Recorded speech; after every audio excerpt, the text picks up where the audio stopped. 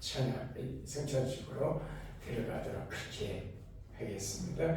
우리 영건 성사님 나오셔서 말씀 전해주실 때 큰 위로와 또 은혜가 있기를 바랍니다. 우리가 드셔도 되고 어글 드셔도 되고. 할렐루야.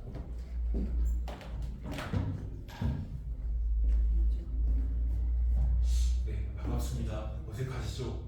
저도 굉장히 이 자리가 어색합니다.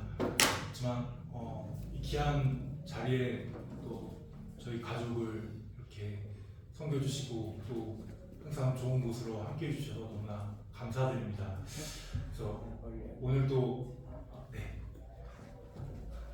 갈라디아서 말씀을 통하여서 잠깐 하나님의 은혜를 나누도록 하겠습니다. 먼저 질문을 한번 해보고 말씀을 시작해 봤으면 좋겠습니다. 여러분, 교회란 뭘까요? 교회가 뭘까요? 생각해보면 정의 내리기가 참 쉽지 않은 것 같아요. 어떤 사람들은 뭐가 교회라고 볼까요? 건물이 교회라고 부릅니다. 근데 건물이 교회가 맞을까요? 우리가 구분을 좀 잘해야 됩니다. 건물은 예배당일 뿐입니다. 교회가 아니라는 거죠. 그럼 교회란 뭘까요? 아마 여러분 많이 들어보셨을 거예요. 베드로의 신앙 고백 많이 들어보셨죠? 베드로가 주님 앞에 뭐라고 고백합니까? 주는 그리스도시요 살아계신 하나님의 아들이십니다. 그럼 뭐가 교회일까요? 이렇게 예수님을 주로 구원자로 고백하는 사람들의 모임이 뭡니까? 교회라는 겁니다. 그래서 또 생각해보면 그래서 교회는 세상 공동체와 다릅니다. 달라요. 어떤 세상 동호회와 다르다는 거예요. 세상의 동호회에 제가 여기 오다 보니까 런닝크루가 굉장히 많더라고요. 런닝크루는 뭐 때문에 모인 건가요? 런닝 때문에. 그렇죠. 운동을 해서 모인 겁니다. 세상의 공동체는 뭔가 이익을 추구하기 위해서 즐거움을 위해서 모인 공동체라는 거예요. 그렇다면 교회도 이와 같을까요? 물론 이런 부분이 전혀 없다고는 할 수 없습니다. 그러나 그게 주가 아니라는 겁니다. 예수님을 구원자로 주로 고백하는 사람들의 모임으로서 모여서 뭐랍니까? 하나님을 예배하고 하나님을 찬양하고 또 하나님께서 명하신 말씀, 하나님을 사랑하고 이웃을 사랑하는 그런 일을 행하는 모임이 뭐라는 겁니까? 교회라는 거예요. 교회라는 겁니다. 그런데 간혹 보면은요, 교회 안에 진리가 아닌 것들이 때로는 침투하기도 합니다. 그래서 교회를 어지럽게 만드는 경우도 굉장히 많다는 거예요. 여러분, 한국에 가보면 뭐가 많습니까? 이단들이 굉장히 많습니다. 뉴스에도 요즘 많이 나오잖아요. 어디가 많이 나옵니까? 신천지, 통일교, JMS, 그리고 하나님의 교회. 교회일까요? 교회가 아니라는 거예요. 왜 교회가 아닙니까? 딱 하나만 생각해 봐도 돼요. 여러분, 하나님은 몇 분이십니까? 한 분이시면서 삼위로 계신다는 거예요. 성부, 성자, 성령 하나님이 계신다는 거예요. 근데 이들이 주장하는 건 뭐예요? 성자, 성령, 성부, 이만희. 교회인가요? 교회가 아니라는 거예요. 온전히 삼위일체 하나님만 계시고 그분만을 예배하는 곳이 교회라는 거예요. 그런데 이와 같은 이단들은 뭘 강조합니까? 교주를 높이는 걸 강조해요. 특별히 이제 신천지가 대표적인 것 같습니다. 제가 그런 얘기를 들었어요. 신천지가 14만 4천 명이 넘었답니다. 그러면 어떻게 해야 될까요, 이제? 어떻게 해야 될까요? 이제는 그 안에 가짜가 있다는 거예요. 가짜가 있어서 너희들 진짜가 되면 어떻게 더 많이 전도해봐. 그래서 이제 진짜를 찾아보자. 이런 방식으로 간다는 겁니다. 거기에 잘못하면 또 벌금을 내기도 하고 말이 안 되는 이와 같은 일들을 이단들이 한다는 거예요. 그런데 기존 교회 안에도 이와 같은 이 극단적인 건 아니지만 잘못된 신앙을 강조하는 경우도 분명히 있다는 겁니다. 제가 아는 어떤 교회는요, 제가 듣기만 했어요. 어떤 교회는 목사님이 설교하면서 그런 얘기를 한대요. 어이 이집사, 신디 사와, 어이 김권사, 교회 자동차 사와, 막 이런 식으로 한다는 거예요. 설교 시간에. 그런 목사님 보신 적 있나요? 그런 목사님 계시다는 거예요. 그러면서 뭘 얘기할까요? 강조하는 거예요. 네가 그렇게 신디를 사와야, 네가 그렇게 교회 차를 사와야 뭐 받는다? 복 받고 구원 받는다는 거예요. 맞나요? 협박을 하는 겁니다. 이와 같이 교회 안에서 이런 극단적으로 방향으로 가면 헌신을 너무나 강조한다는 거예요. 근데 이거 맞을까요? 헌신을 강조하는 게 맞을까요? 협박에 넘어가서 봉사하지 않으면 구원받지 못할 것이라는 어떤 두려움 가운데 죄책감을 느끼며 신앙생활을 하는 것이 맞을까요? 잘 생각해 보셔야 됩니다. 근데 또 반대의 극단이 있어요. 반대의 극단은 뭘까요, 이제? 내가 이미 예수님을 믿었으니까 이제는 뭐예요? 내 마음대로 살아도 내가 아무것도 하지 않아도 그냥 예수님을 믿기만 하면 나는 이미 구원받았어.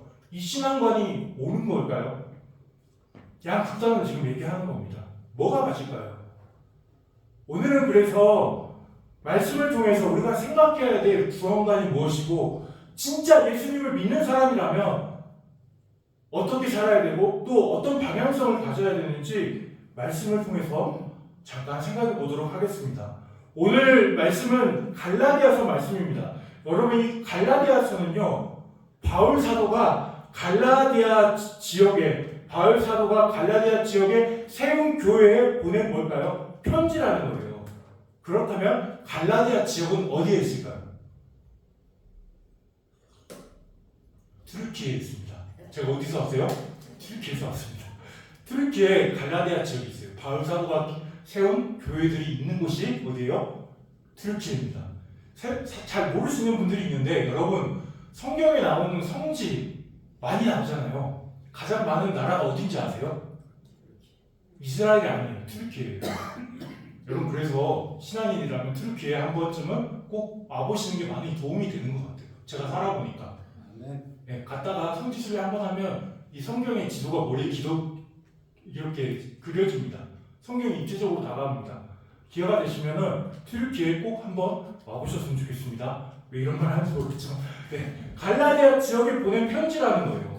근데 바울 사도가 어떤 감정을 갖고 갈라디아 지역에 이 편지를 보냈냐면 굉장히 열이 받았습니다. 요즘 말로 치면 굉장히 빡이 쳤다는 거예요. 왜 빡이 쳤을까요? 다른 어떤 구원관을 얘기하는 사람들이 뭐예요? 갈라디아 교회 안에 들어왔다는 거예요. 뭘 강조했을까요, 이들은? 율법을 지켜야, 너희가 할례를 받아야, 뭔가 구별을 해야, 이방인과 함께 하지 않아야, 뭐 돼지고기 안 먹어야, 막 이런 것들을 가지고 들어온 사람들이 있었다는 거예요. 그걸 갈라디아 지역 교회 성도들은 어떻게 해요? 받아들였다는 거예요. 그 소식이 바울 사도에게 들리자, 바울 사도는 어땠다는 거예요? 빡이 쳤다는 거예요. 그래서 보낸 편지가 이 갈라디아서라는 거예요. 갈라디아서. 이런 맥락을 가지고 우리가 갈라디아서를 읽어보면 됩니다. 네. 오늘 맥락의 말씀도 마찬가지고요. 네, 우리 말씀을 다시 한번 읽어볼까요? 잠깐 어떻게 해야 되지? 네, 우리 11절의 말씀을 다시 한번 다 같이 읽어보겠습니다. 시작. 내가 누구의 그릇을 신망받는 일이고 내가 들려드리면 자, 먼저 바울 사도는 과거 개반은 누굽니까? 베드로죠. 베드로가 안디옥에 이르렀을 때 그를 공개적으로 책망했음을 지금 말하고 있습니다. 여러분, 베드로는 어떤 위치에 있는 사람입니까? 당시 초대교회 당시에 예루살렘 교회의 기둥이었습니다. 그리고 유명한 자들 가운데 으뜸이었다는 거예요. 근데 베드로가 이런 종교적 권위를 가졌음에도 복음의 진리를 따르지 않자 어떤 대상이 될 수밖에 없다는 거예요? 질책의 대상이 될 수밖에 없다는 거예요. 누구도 복음의 진리에서 벗어나는 행동을 하면 어떻게 해야 된다는 거예요? 지적받고 용납해서는 안 된다는 것을 바울은 말하고 있습니다. 그러니까 사도 할아버지라도 진리에 벗어나면 어떻게 돼요? 용납해서는 안 된다는 거예요. 오늘날도 이거 마찬가지죠. 그렇다면 바울 사도는 베드로를 왜 책망했을까요? 우리 이어서 12절, 13절의 말씀도 다 같이 읽어보겠습니다. 읽겠습니다. 시작. 야고보서에서 오는 어떤 일이 있기 전에 에바가 일하는 것을 깨닫다가 이후에 그가 할례자들을 저주하였다. 유대인들도 똑같이 시키고 하나도 그러므로 네, 잠시만요. 13절까지만 일단 읽겠습니다. 자, 12절 말씀을 시작할 때요. 지금 성경에는 나오지 않았거든요. 자, 12절 말씀에 빠진 번역이 하나 있어요. 뭐가 있냐면 12절을 시작할 때 왜냐하면 헬라어 성경을 보면 왜냐하면이라는 이 접속사가 등장합니다. 이건 언제 사용합니까? 뭔가 이유를 보여줄 때 사용하는 단어라는 거예요. 지금 뭡니까? 베드로가 책망받은 이유를 지금 설명하고 있다는 거예요. 그 이유가 뭡니까? 야고보에서 온 어떤 이들을 보고 베드로가 이방인과 밥을 먹었다가 어떻게 했어요? 그들이 두려워서 밥 먹는 자리를 떠났기 때문이라는 거예요. 또 도망갔다는 거예요. 여기서 야고보에서 온 어떤 이들은 누구일까요? 정확히 알 수는 없습니다. 네, 다만 추측해 볼 수 있는 건 뭐냐면 철저한 유대주의자들로 예수님을 믿는 것에 뭘 강조했다는 거예요? 율법을 지켜야 구원받는다는 것을 강조했던 자들이라는 것을 알 수 있습니다. 그러면서 율법은 이방인들을 어떻게 여겼을까요? 굉장히 부정하게 여겼습니다. 그래서 유대인들은 유대인들끼리만 뭐예요? 밥을 먹어요. 식사를 해요. 이방인들은 이방인들끼리만 식사를 했다는 거예요. 이방인이 유대인 밥 먹는 자리에 가면 어떻게 했을까요? 아, 걔가 왔네. 이런 취급을 했다는 거예요. 율법에 그랬다는 거예요. 그러면서 이들이 강조했던 건 뭐냐면 예수님을 믿는 것에 할례를 받아야 구원받는다는 것을 주장하는 자들이었다는 겁니다. 자, 이들의 피난이 두려워서 베드로는 어떻게 했어요? 지금 보니까 눈치를 살살 보면서 물러갔다는 거예요. 여기 보면 자, 떠났다, 두려워서 떠나 물러가면 떠났다는 동사를 사용합니다. 이 의미는 뭐냐면요, 그냥 자연스럽게 떠난 게 아니에요. 어떻게 떠났을까요? 완전히 구별됐다는 의미예요. 완전히 구별됐다. 분리되어서 안 먹었정이다는 거예요. 그런데 여러분, 베드로는 어떤 사람이에요? 생각해보면 베드로는 하나님께서 환상으로 보여주셨으면 뭘 보여주셨어요? 부정한 것을 잡아 먹어라. 여러분 환상으로 보여주셨습니다. 그래서 정한 것과 부정한 것의 구별이 사라졌음을 베드로는 이미 깨달았어요. 그리고 베드로는 이방인 고넬료의 회심과 고넬료에게 성령의 임함을 보고 뭘 또 깨달았어요? 고넬료는 유대인이 아니라 이방인이었다는 거예요. 유대인과 이방인은 이제 어떠다? 차별이 있는 것이 아니라 동등하다는 사실을 깨달았다는 거예요. 그래서 제 사도행전 15장에 보면 예루살렘 공의회 때 몇 가지 조항에 더 이상 할례와 같은 짐을 지우지 말라는 그 사도 바울의 그 얘기에 베드로가 어떻게 했어요? 함께 동참했다는 거예요. 그렇게 하자. 근데 지금은 이때는 어떻습니까? 베드로가 유대주의자들을, 율법을 강조하는 자들을 두려워했다는 거예요. 막상 부딪히게 되자 어떻게 돼요? 믿은 대로, 진리대로 행동하는 것이 아니라 유대주의자들의 비위를 맞추면서 외식적인 행동을 했다는 거예요. 외식적인 행동. 자, 외식적인 행동을 했다는 겁니다. 이런 베드로의 행동 결과 거기 남아있는 자들도 어떻게 했어요? 유대인들도 기만적인 행동을 했다는 거예요. 외식적인 행동을 했다는 거예요. 외식적인 행동이 뭘까요? 외식이 뭘까요? 밖에서 밥을 먹었다는 얘기일까요? 네, 웃자고 하는 얘기 나오시네요. 네. 그런 의미가 아닙니다. 어느 성경을 보면 이게 뭐냐면 연극과 관련된 용어라는 거예요. 연극. 배우가 나와서 앞에서 뭘 합니까? 연기를 하죠. 근데 그 연기가 그게 진짜예요? 가짜라는 거예요. 연기를 통해 위선적인 모습을 보였다. 의음이라는 거예요. 교회의 기둥인 베드로의 이와 같은 행동은요, 베드로의 잘못뿐만 아니라 지금 말씀을 보니까 개인의 문제가 아니라 유대 개종자들까지, 심지어 누구까지요? 13절에 보니까 바나바까지 그 영향을 끼쳐서 그 자리를 떠났다는 거예요. 그래서 이어진 말씀, 바울이 베드로에게 한 행동이 뭘까요? 우리 14절 말씀을 읽어보겠습니다. 그러므로 나는 그들이 복음의 진리를 전하게 하지 않으려 오는 앞에서 너희에게 이르되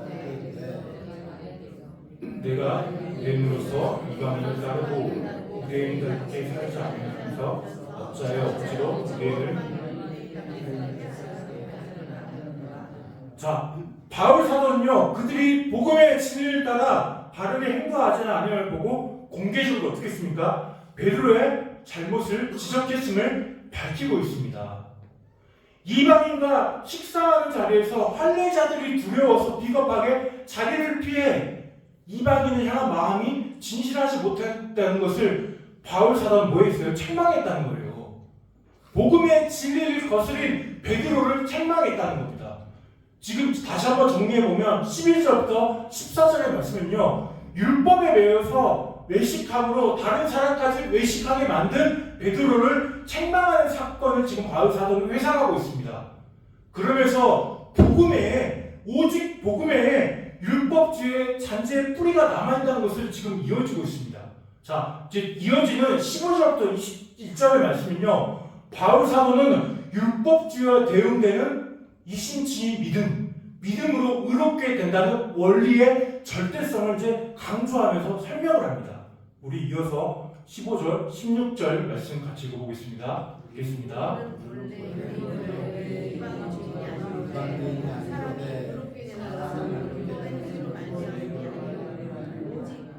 그리스도를 믿음으로 말미암은 줄 알고 우리도 그리스도 예수를 믿나니 이는 우리가 율법의 행위로서가 아니고 그리스도를 믿음으로써 의롭다함을 얻으려 합니다.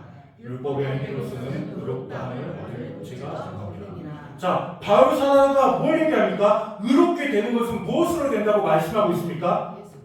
율법의 행함이 아니라 그리스도를 믿음으로 의롭다함을 얻을 수 있다는 복음의 핵심을 지금 말하고 있다는 거예요. 자, 의롭게 된다의 표현의 시제를 보면요, 현재 수동태형입니다. 여러분, 수동태의 반대가 뭡니까? 능동태라는 거예요. 능동태. 근데 여기에 수동태에 특별한 문법이 쓰였는데 신적 수동태를 사용하고 있는 거예요. 무슨 의미일까요? 신적 수동태를 사용했다는 것은 인간의 의롭게 되는 주체가 누구라는 거예요? 인간이 아니라는 거예요. 그럼 누굽니까? 그렇죠. 하나님께서 의롭게 만드시는 거라는 거예요. 믿음으로부터 시작해서 믿도록 만드시는 분이 누구예요? 하나님이시라는 거예요. 능동태가 아니라는 건 뭘까요? 스스로의 노력으로 되는 게 아니라는 거예요. 오직 하나님이 주신 선물이라는 것을 지금 바울 사도는 얘기하고 있습니다. 또한 이 표현은 법정적 의미를 갖고 있는 선언이에요. 하나님의 최종 판단의 근거에서 율법의 행위가 아니라 오직 예수님을 믿음으로 의롭게 된다는 겁니다. 할례 받으면서 의롭게 되는 게 아니라 음식을 구별해서 의롭게 되는 게 아니라 돼지고기 안 먹는다고 해서 의롭게 되는 게 아니라 오직 예수 그리스도를 믿음으로 말미암아 그리스도를 믿는 것 외에는 다른 의롭게 만든 방법이 없다는 것을 지금 사도 바울은 얘기하고 있다는 거예요. 율법의 행위가 아니라 믿음에 다른 방법이 없다는 겁니다. 그리고 율법의 행위로 의롭다 함을 얻을 육체가 없다는 표현은 또 뭐냐면 15절에 보면요, 바울은 본래 유대인을 혈통에서 선민으로 태어났어도 결국 의롭게 되는 것은 혈통이 아니라 뭐라는 거예요? 예수님을 믿는 방법밖에 없다는 것을 지적하고 있어요. 유대인들은 어떻게 생각하겠습니까? 내가 유대인으로 태어났으니까 나는 구원받은 거야 이렇게 생각하는데 그게 아니라는 거예요. 이제는 뭡니까? 예수님을 믿는 방법밖에는 없다는 겁니다. 그러면서 갈라디아 교인들에게 바울 사도가 계속해서 하는 말이 뭘까요? 우리 17절 말씀 읽어보겠습니다. 만일 우리가 그리스도 안에서 이렇게 되었다가 죄인으로 드러나면 그리스도께서 죄를 짓게 하는 자냐? 결코 그럴 수 없느니라. 자, 17절 상반절 말씀을 통해서 지금 바울 사도가 뭘 얘기하고 있다면 그리스도만을 믿고 있다가 결과적으로 율법을 지키지 못해 죄인으로 판명되면 어떡하냐? 어떻게 되느냐? 이 불안한 심정을 지금 말하고 있어요. 그렇다고 해서 그리스도께서 죄를 짓게 하냐? 이 질문을 하고 있는 겁니다. 이와 같은 질문의 답으로 뭘 제시하고 있습니까? 결코 그럴 수 없다. 바울 사도님께 답하고 있다는 거예요. 그리스도께서 결코 죄를 짓게 하시는 분이 아니다. 이렇게 말씀하고 있다는 거예요. 그리스도가 죄의 조성자가 아니라는 것이에요. 그리고 의롭게 된 우리가 비록 율법에 대해서는 죄인인 것처럼 보일 수 있어요, 없어요? 보일 수 있습니다. 근데 실제 죄인이 될 수 없다는 것을 지금 시사하고 있다는 거예요. 여러분 그럼 질문해 볼게요. 여러분 믿음으로 의롭게 되면 죄 안 짓습니까? 여러분 죄 안 짓습니까? 믿음으로 의롭게 되면 죄는 여전히 짓습니다.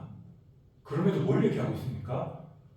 믿음으로 의롭게 되었기 때문에 구원받고 하나님의 자녀가 이미 되었기 때문에 죄를 짓더라도 하나님이 주신 그 의로움은 포기되어질 수 없다는 거예요. 근데 이거를 악용하면 된다 안 된다는 거예요? 안 된다는 거예요. 그러면 어떻게 해야 될까요? 좀 더 말씀을 보면서 생각해 보도록 할게요. 자, 이와 같은 말을 하면서 바울은 율법 행위 구원 회개 시도의 부당함을 또한 강조합니다. 우리 18절 말씀도 읽어보겠습니다. 만일 내가 헐었던 것을 다시 세우면 내가 너를 율법자로 만드는 것이라. 바울이 헐었다는 것은 뭘까요? 믿음의 율법을 지켜야 구원받는다는 왜곡된 진리를 바울은 폐지했다는 거예요. 할례를 비롯한 율법 조항을 지킴으로 의롭게 된다는 것을 폐지했다는 겁니다. 이것을 다시 세우면 바울 자신이 누가 된다는 거예요? 범법자. 자신이 범법자를 자신을 만든다는 거예요. 여기서 범법자는요, 하나님과 관계에서 정의될 수 있는 개념입니다. 즉 하나님 앞에서 종교적, 실제적 범죄자라는 거예요. 바울은 그럴 수 없다는 거예요. 그러면서 바울은 또 어떤 말을 하고 있을까요? 우리 19절 말씀 읽어볼게요. 내가 율법으로 말미암아 율법에 대하여 죽었나니 이는 하나님에 대하여 살려 함이라. 자, 바울 사도는 율법으로 말미암아 율법에 대하여 죽었다고 말합니다.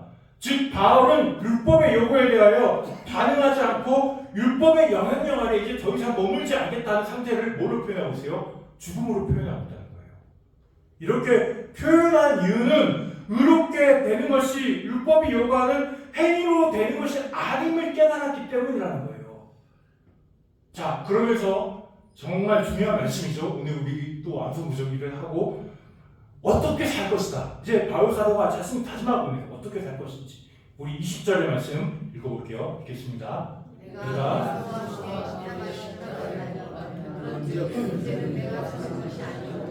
내 안에 그리스도께서 사시는 것이라.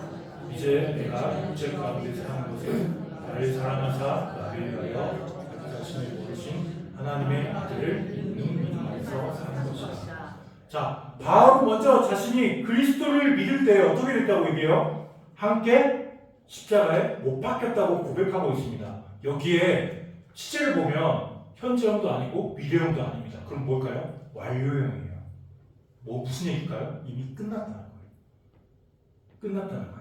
이미 바울 사도는 십자가에 못 박혔다는 게 이 사실이 끝났다는 거예요.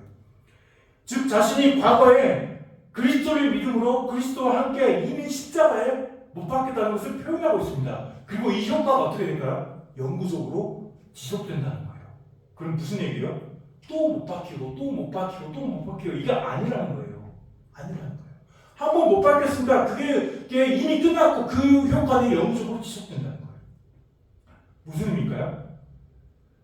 예수 그리스도를 믿음으로 예수님이 지신 그 십자가 사건, 그 죽음과 부활이 뭐예요? 이미 바울 사도에게 영향을 끼쳤고 더 이상 어떤 율법과 죄의 영향을 받지 않는다고. 그게 우리에게도 적용이 돼요? 안 돼요? 적용이 된다는 거예요.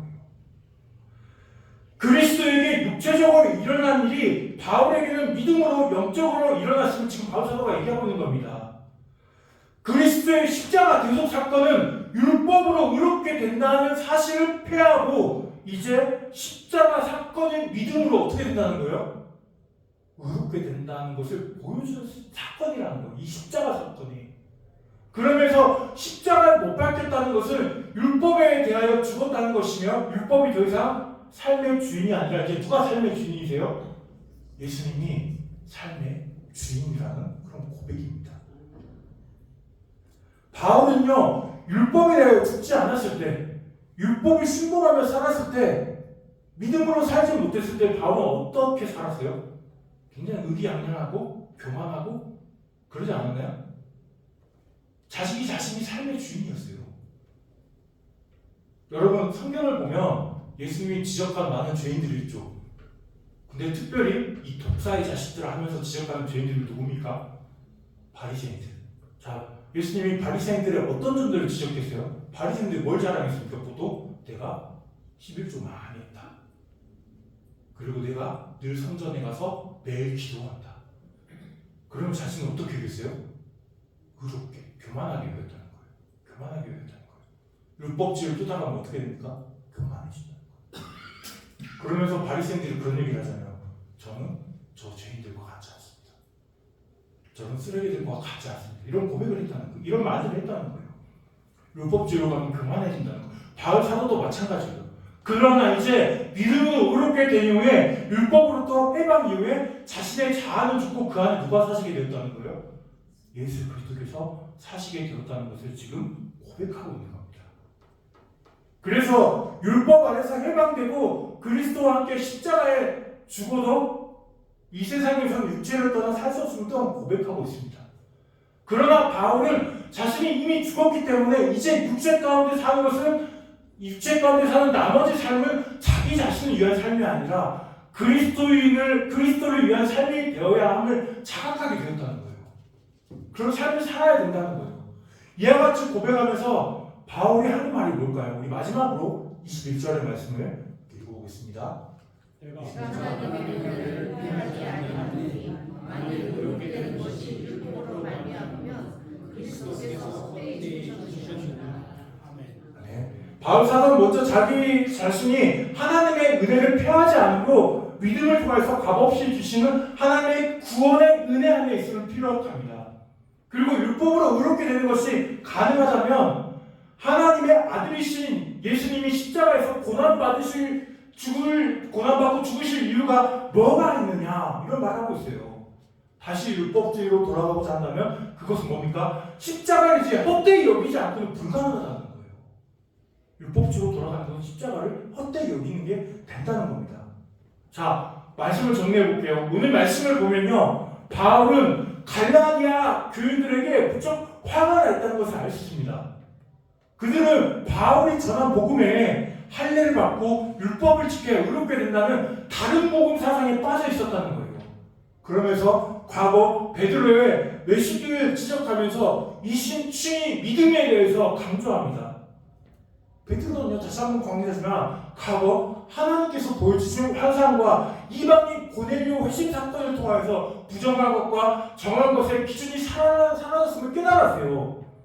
더 이상 유대인과 이방인의 차별이 없음을 깨달았다는 거예요. 그래서 이 차별을 없애는 공의의 결정에 결정적인 역할을 했다는 겁니다. 그런데 과거 안디옥에서 베드로는 유대주의자들이 두려워서 율법주의 잔재로 다시 돌아가 버렸다는 거예요. 이와 같은 행동이 오늘 말씀을 보면 다른 유대인들에게도, 개종한 유대인들에게도 영향을 끼쳤고 심지어 바나바에게도 영향을 끼쳤다는 거예요. 그래서 바울은 베드로를 책망합니다. 그러면서 사람이 의롭게 되는 것은 율법을 지켜서 의롭게 되는 것이 아니라 뭘로 의롭게 돼요? 예수님을 믿음으로 의롭게 된다는 사실을 강조하고 있습니다. 여러분, 하나님이신 예수님은 이 땅에 성육신 하셨고 이 땅에 사시는 동안 어떤 삶을 사셨어요? 율법의 요구를 다 지키셨습니다. 율법의 요구를 다 지키시고 죽으시고 부활하셨다는 거예요. 그래서 예수님은 하나님 성부 하나님부터 뭐라고 칭함받았어요? 의로운 자라 칭함받았다는 거예요. 그래서 이제는 어떻게 됩니까? 우리가 예수 그리스도를 믿을 때 예수님의 의로움이 우리에게 뭐가 돼요? 전가가 됩니다. 우리의 죄가 예수님께 어떻게 돼요? 전가된다는 거예요. 그래서 우리는 어떻게 됩니까? 이제 의롭게 되는 거예요. 예수님이 우리 의로움이 우리에게 전가되기 때문에 우리는 더 이상 죄인이 아니라 의인이 된다는 거예요. 의롭게 된다는 거예요. 그런데 많은 경우에 오늘 말씀에 등장하는 갈라디아 교인들 같이 율법지로 돌아가려 합니다. 왜요? 뭔가 값싸게 여겨지잖아요. 뭔가 열심히 봉사해야지. 뭔가 열심히 섬겨야지. 뭔가 헌금을 많이 해야지. 뭔가 마음 좀 뿌듯하고 하나님부터 인정받은 것 같고. 이런 생각을 우리가 알지 모르게 가질 수 있다는 거예요. 여러분, 제가 살고 있는 트르키에는 어떤 종교가 줄까요? 이슬람교입니다. 근데 그렇다고 해서 오해를 많이 하시는데 이슬람교가 트르키의 국교는 아니에요. 종교와 정치는 분리되어 있습니다. 근데 이슬람을 믿는 사람들이 굉장히 많은 거죠. 근데 이슬람 여기 멕시코에 있으면서 좋은 게 하나 있어요. 뭐가 좋냐면요. 하루 5번 불교에서는 소리를 들어야 돼요. 어떤 소리를 들어야 될까요? 모스크에서 나오는 애잔 소리를 들어야 돼요. 알라 하면서 막 이렇게 하는 소리를 들어요. 네, 그 소리를 하루에 5번 들어야 돼요. 좀 10년 정도 살다 보니까 잘 안 들리긴 하는데 그래도 신경이 쓰여요. 그 소리 왜 할까요? 이제 기도 시간이다. 기도해라. 많은 사람들이 모스크에 가서 기도도 합니다. 그리고 돗자리 깔아놓고 기도합니다. 왜 할까요? 왜 할까요? 이들은 이게 구원받는 행위에 들어가요. 여러분 여기 살면 느끼지 못할 건데 저희는 1년에 한 번 그 무슬림 많은 나라를 살다 보니까 경험하는 게 있어요. 뭘까요? 라마단 금식 들어보셨나요? 보신 적은 없죠? 네, 그거는 이제 그쪽 가야 되니까 라마단 금식 기간이 되면 어떨까요? 한 달 동안 이들 금식을 해요. 근데 그 조건이 있어. 해 뜨기 시작할 때부터 해 질 때까지 그 낮 동안만 금식을 하는 거예요. 그러면 해 딱 지면 어떻게 될까요? 밤새워요. 그럼에도 대단한 것 같아요. 한 달 동안 그렇게 지켜요. 왜 지킬까요? 구원받기 위해서. 또 이들이 할 만한 게 뭘까요? 메카에 가야 돼요. 사우디아라비아. 인생에 한 번 성지순례 꼭 가야 됩니다. 또 이들이 구제 많이 합니다. 왜 할까요? 구원받기 위해서. 인정받기 위해서. 근데 우리는 그래요? 우리 해야 돼요? 제가 무슬림을 보면서 참 경건하다 그거 느낀 거 있어요. 하루 5번 기도하는 거. 근데 우리는 하루에 딱 3번 기도할 수 있잖아요. 밥 먹을 때. 그 외에는 저 안 하고 그러잖아요. 우리는 그게 아니에요. 근데 이들은 뭐예요? 행위 구원을 얘기하고 있다는 거예요. 행위 구원. 뭔가 삐까뻔쩍해 보이잖아요. 근데 우리는 아니라는 거예요. 그리고 믿음 플러스 행위도 아니라는 거예요. 절대 우리는 뭡니까? 행함으로 의로워질 수 없다는 겁니다. 아무리 봉사하고 선한 일을 많이 해봤자 그게 의롭게 우리를 만들지 않는다는 거예요. 의로워져봤자 또 뭐예요? 금방 죄 짓고 또 죄는 게 우리의 본성 아닌가요? 왜요? 우리의 탐심과 탐욕이 우리 마음에 있기 때문에 또 죄를 지어요. 그런데 뭡니까? 이런 죄인인 인간에게 하나님께서 예수 그리스도를 통하여서 너무도 큰 은혜를 베푸셨다는 겁니다. 그리고 의롭게 되었다는 표현이 좀 어려울 수 있는데 이걸 다른 말로 바꾸면 뭘까요? 신분이 바뀐 거예요. 뭘 바뀐 겁니까? 우리가 하나님의 자녀. 신분이 바뀌었다는 거예요. 또 다른 표현으로 하나님이 왕이시고 이제 우리는 그의 신하가 되었다는 겁니다. 믿음으로 하나님의 자녀가 되는 우리는 이제 하나님의 자녀로서의 신분은 포기되지 않아요. 포기되지 않는다는 거예요. 이미 영생을 얻었다는 겁니다. 그런데 행위를 강조하는 사람들은 뭘 얘기할까요? 너가 똑바로 살다가 너가 또 개판으로 살면 너는 뭐야? 너는 자녀 아니야 이제. 다시 죄인이야. 이걸 얘기한다는 거예요. 여러분 자녀들이 잘 쓰시죠? 여러분 자녀들이 말 잘 듣습니까? 안 들을 때도 많이 있잖아요. 막 뒤지게 때리고 싶고 집에 호적에서 파버린다 뭐 이런 얘기 많이 하지 않아요? 그럴 때도 있잖아요. 그런다고 해서 진짜 호적에서 파시나요? 물론 파는 분도 요즘 계신 것 같아요. 지금 그렇지 않아요. 왜요? 내 자녀이기 때문에. 아무리 망나니 같이 살아도 내 자녀이기 때문에. 그걸 더 정확히 보여주는 비유가 하나 있죠. 예수님 말씀하신 뭡니까? 탕자예요. 탕자가 막 허락망당한 삶을 살고 다시 회개하면 아버지께 돌아서 아버지가 너 꺼져 이러시나요? 아니죠. 다시 받아주신다는 거예요. 하나님의 자녀들은 뭡니까? 포기되어지지 않는다는 거예요. 그렇다면 이미 자녀가 되었으니 이제 하나님의 자녀로서 특권만 누리며 막 죄지며 살아도 된다는 말일까요? 아니에요. 그것도 아니에요. 그럼 선행을 해야 될까요? 아니에요. 바울의 고백처럼 예수 그리스도를 믿음으로 우리는 예수님과 함께 십자가에 죽었습니다. 그리고 율법을 죽었습니다. 그러면서 우리는 이제 육체적 남은 삶은 누구를 위해 살아야 된다는 거예요? 예수 그리스도를 위해서 살아야 된다는 겁니다. 그렇다면 그리스도를 위해서 산다는 말은 무슨 의미일까요? 여러분 인생을 살아가면서 여러분에게 뭔가 큰 은혜를 베푼 사람들이 한 분이라도 계시지 않습니까? 뭐 부모님이 될 수도 있고 아니면 과거 선생님이 될 수도 있고 아내, 남편 아니신가요? 아닌가요? 여러분이 사업을 하다가 예를 들어 빚을 졌어요. 사업이 쫄딱 망해가지고 100억이라는 빚을 졌어요.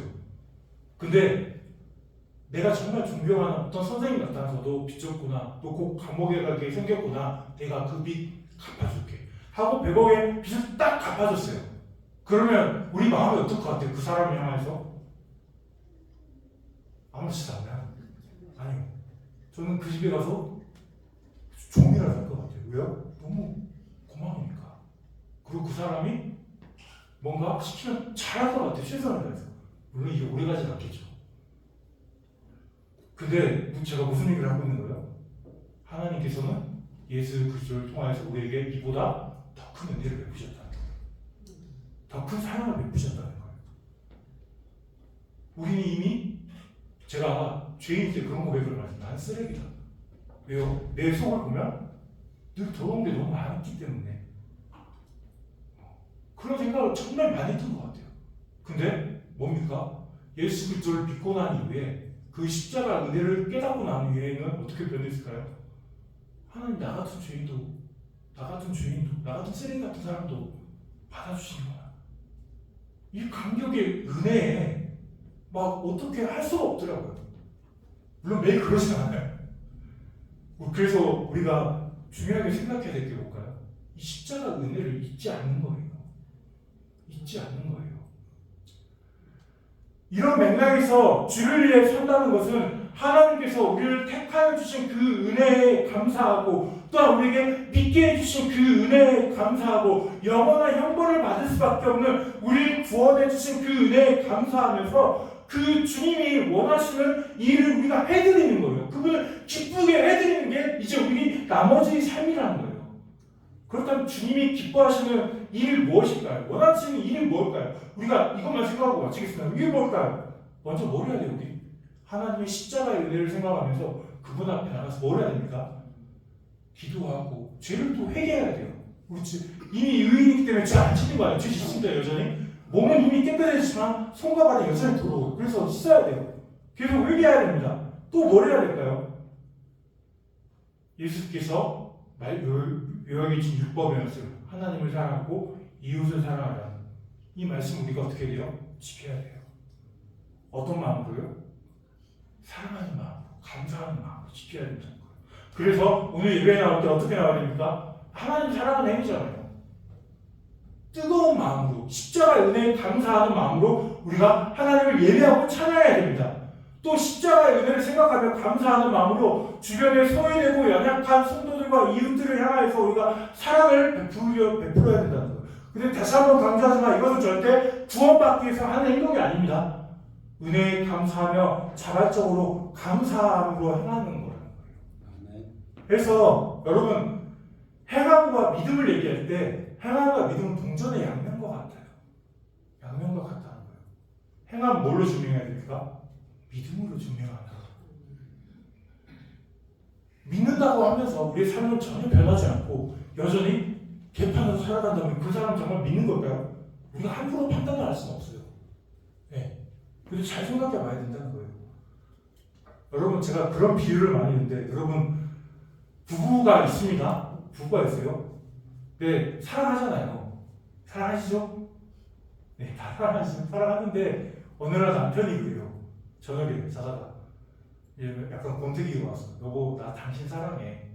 근데 나 한 10분만 다른 사람 사랑하고 와도 돼? 이거 허락이 돼요 안 돼요? 허락돼요 안 돼요? 그렇다가는 뒤지게 터지던지 도장 찍어야 될 수도 있어요. 근데 우리는 어때요? 하나님을 향해서는 이런 경우들이 너무나 많지 않습니까? 하나님을 사랑한다고 하는데 하나님 저 잠시만 너무 힘들어요. 뭐가 안 풀려요. 그냥 세상에 좀 갔다 올게요. 좀 섬기고 올게요. 우린 이런 경우도 너무 많지 않아요? 또 우리 하나님을 사랑하는 건 뭐예요? 끝까지 사랑하는 거예요. 끝까지 그분을 위해서 헌신하는 거예요. 그분을 믿고 그분이 원하시는 일을 행하고 또 주님이 원하시는 삶을 평생의 삶 동안에 살아내는 것이 우리가 보여야 될 삶인 것을 저와 여러분이 깨닫고 오직 믿음으로 의롭게 된다는 사실을 깨닫고 주님만 위해 살아가는 저 여러분이 됐으면 좋겠습니다. 기도하겠습니다. 하나님 아버지 감사합니다. 오늘 시간에도 이 말씀을 통하여서 오직 우리가 믿음으로 의롭게 된다는 사실을 깨닫게 하여 주시고 행함이 아니라 어떤 율법을 지킴이 아니라 오직 믿음으로 의롭게 된다는 사실을 우리의 마음속에 다시 한번 깊이 생각해 볼 수 있도록 인도하여 주시옵소서. 그래서 오늘 시간 다시 한번 주님의 그 십자가의 사랑을, 그 십자가의 은혜를 뜨겁게 묵상하고 뜨겁게 생각하고 그 은혜의 간격을 다시 한번 되돌아볼 수 있는 오늘 이 시간이 될 수 있도록 인도하여 주시옵소서. 아멘. 감사드리며 모든 말씀을 예수님의 이름으로 기도드립니다. 아멘.